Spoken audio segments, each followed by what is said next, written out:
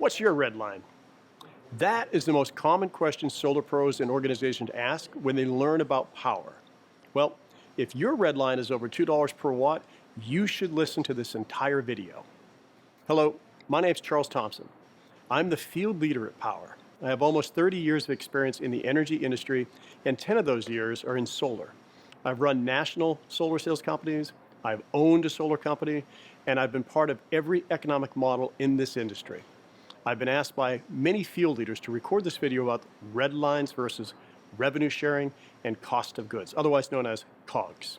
Like it or not, the red line model is rapidly becoming outdated as more and more companies are racing to the bottom of the pricing levels. In this video, I'll explain what the differences are between the two models. I'll share the pros and cons of each, but I want to do it not from the rep or seller perspective, which is often what we all hear. Rather, I would like to look at it from the company perspective and then tie it back to the rep. So what are red lines versus revenue share and cost of goods? They're essentially just solar compensation models to answer this question: where should or where does all the money go? Once a solar project is installed, there's profit or margin. What should the installation company get? What should the solar company get? What should the sub-dealer get? The regional manager, the district manager, the branch manager, and finally, what should the rep get? These two models answer that question and tell and determine how payouts are calculated, but they are vastly different. The main difference is that in a redline model, the margins are fixed, whereas in a cost of goods model, they are variable. And let me explain what that means. Let's say that the cash sales price is $3.60 per watt. In a redline model, the installation company fixes their margin, so they're going to make whatever amount it is that they want to make on every project, regardless of the price that the project is sold at. Let's say their margin is 30 cents in order to fix their margin and guarantee that they will make a certain amount on every project. Then they're going to pass on to the sales company a red line. Let's say it's $2.30 per watt as the red line, which is fairly common. And what this is the installer saying that the entire spread between 360 and 230 is yours to keep and run your business. Anything below 230, you're not making any money on that because that's ours to keep. Well, the solar sales company does the same thing. They lock in 30 cents per watt of margin for themselves and pass on a $2.60 red line, either to the sales leadership stack, to the regional managers, the district manager, or the sub-dealer. And it's the same idea. They are saying that we as a solar sales company make everything below 260, and you go run your business with a spread between 360 and 260. Then the leadership stack or sub-dealer fixes their margin at 30 cents and they pass on a $2.90 red line to the sales rep. And this represents the dollar amount below which he or she, as a rep, can't make money. Interestingly enough, in a redline model, the rep is the only one who has a variable compensation plan because he or she can't approach it the same way the fixed margin does with a company. So the rep will make more or less depending upon how much they sell the project for, not what it costs, because the cost is fixed. That is a redline model.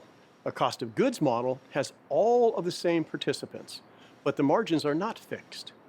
The percentages are fixed. So each party in the stack takes a set percentage of the deal. The bigger the deal, the more money everyone makes because they're taking a percentage of a bigger deal. The smaller the deal, the less everyone makes because they're taking their percentage on a smaller deal. That, in simple terms, is a red line versus a cost of goods model comparison. So then how does all of this play out? How does this affect you on the doors as a sales leader or as a sub-dealer? In my opinion, there are several ways that a red line versus cost of goods calculation impacts the deals. The biggest one is typically customer pricing.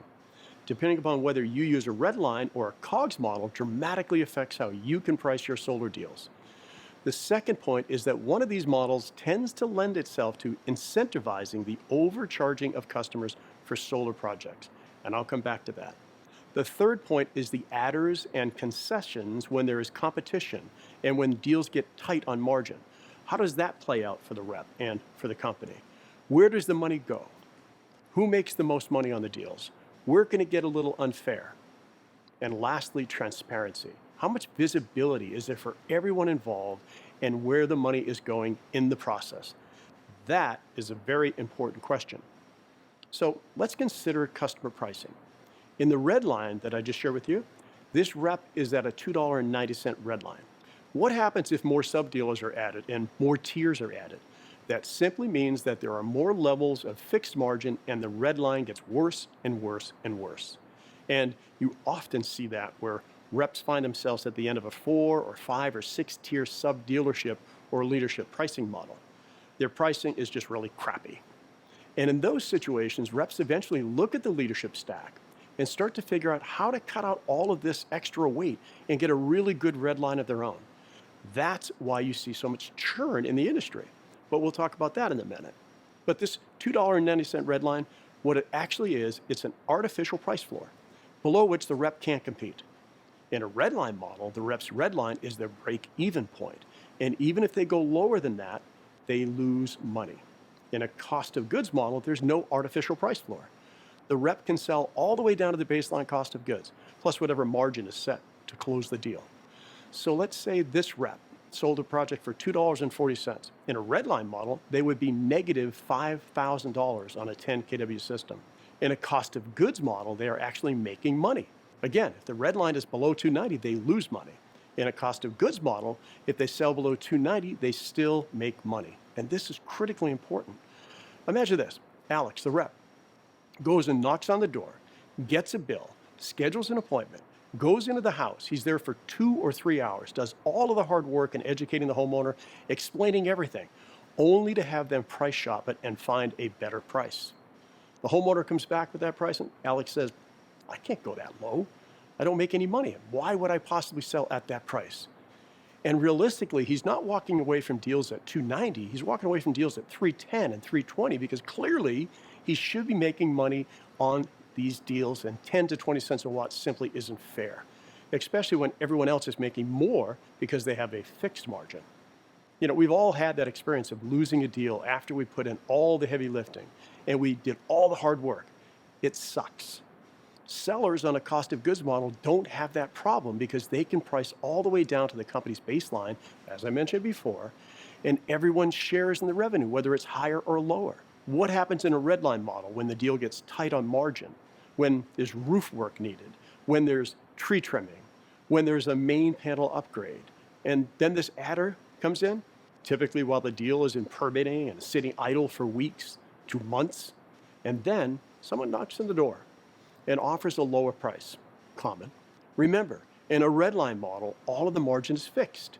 So no matter what the installer, the sales company, the sub-dealer, the managers, and whoever else is in the stack, they will make their money. The rep is the one with the variable compensation plan in a redline model. So when adders and concessions kill the deal, it's just the rep that gets crushed. And that is not fair. With COGS, when these adders and concessions come in, they make the deal tighter, everybody's compressing. Because remember, it's percentage-based. Since everyone is going to take less money on the project, the rep can still maintain healthy margin. That's the power of this model. And again, because everyone compresses and shares in the downside and the upside on the deal. Okay, so let's talk about the last one, transparency. Some companies feel that they can keep the reps and some of the leaders in the dark where the money goes. But in my opinion, that's an unsustainable model because it assumes that every rep and leader won't find someone that explains to them exactly how margins work. They assume that the reps are always going to be in the dark. And I just don't think that's a sustainable or realistic way to look at it. And that oftentimes is what a red line represents, a lack of transparency. Everyone upstream knows what everyone downstream is making and what the red line is, but it does not go the other way.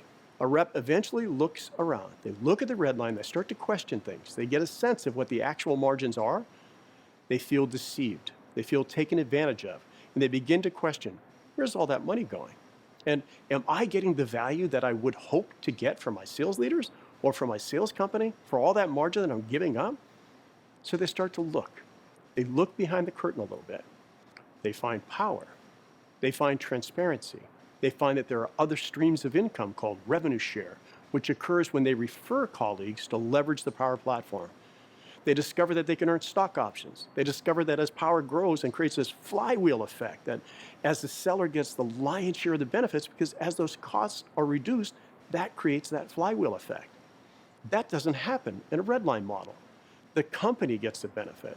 And just like I was referencing at the start of this video, then the rep just tries to circumvent everything, and you wind up looking like most of what our industry looks like now, where there's just a lot of individual reps working for installers on a red line, and the reps are oftentimes finding themselves at the mercy of that installer and how they manage their money.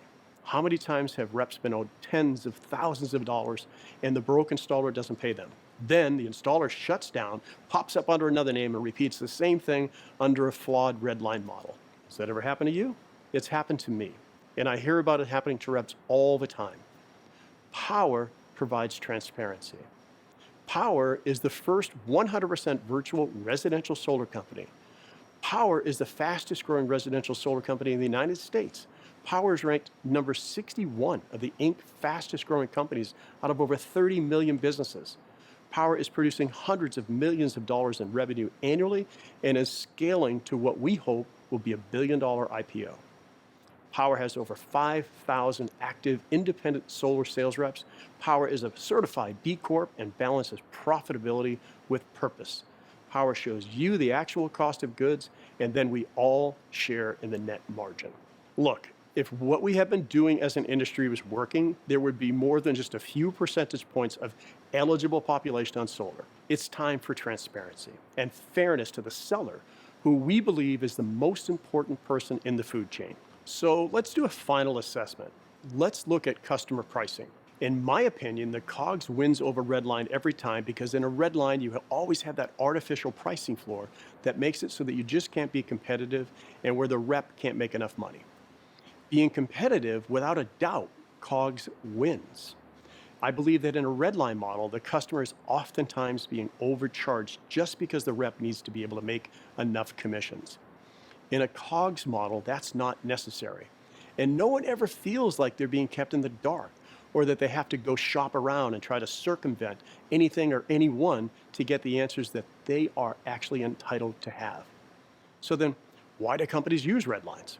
To be candid, it's because some feel that it's easier for the rep to understand and it's easier for the company to calculate, particularly in the recruiting process and when explaining compensation. In a COGS model, it takes a little bit of time and a little bit of re-education and understanding that there is a company that offers transparency. Power will show you transparency. Everything above the COGS is split 70-30 with the seller and up to 80-20 with organizations based upon volume. And here's the question you have to ask. Where is solar pricing headed? Will regulations start to prevent price gouging? Will laws be passed and will regulators get into the solar space to prevent overcharging customers, like they have in many other industries? Are overcharged customers more likely to cancel, and are they less likely to refer business? And then there is the education and adoption of solar. Solar is only at about a 3% market adoption rate now. It's very uneducated. It's a very unaware market, but as time goes on, it will only get more competitive and homeowners will get more educated, and this trend will continue. It'll eventually become a bought product versus a sold product. The market will shift. You can be part of the solution or part of the problem. If you cannot survive without charging these higher prices, then you're going to be part of the problem because the industry is moving in the opposite direction. Lastly, let me talk about why orgs are losing reps to other Redline programs or to Power. So let's go back to what my Redline is, right? Here's Alex. Alex is at a $2.60 Redline. He's working with a dealer and things are going great. But dealer B comes along and says, hey, Alex, we'll get you a $2.50 Redline, so you're gonna make an extra $100 a kilowatt on every deal. And if you hit your half megawatt goal that you're trying to hit, well, that's $50,000 more this year for doing the exact same thing. Alex says, sign me up. Or Alex finds Power's transparent cost of goods model. He finds revenue share. He finds stock options. What is Alex likely to do? And who lost in this situation? I believe that the moral of the story is that your red line does not tell you the whole story. Just because you know the red line does not mean that you know which one has a better financial opportunity. You need to factor in other things like adders and rebates from manufacturers and lenders. In a Redline model, the company gets all of those benefits, not you, not the homeowner, not the rep, just the company, but not with Power. The seller gets the lion's share of the benefit. And again, this comes back to transparency. If you know what you're getting paid and it's accurate and everyone's sharing fairly in the revenues, then you're going to be happier.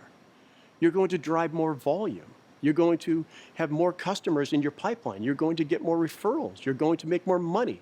And you're going to make more impact. With that said, please get back to the person who shared this video with you.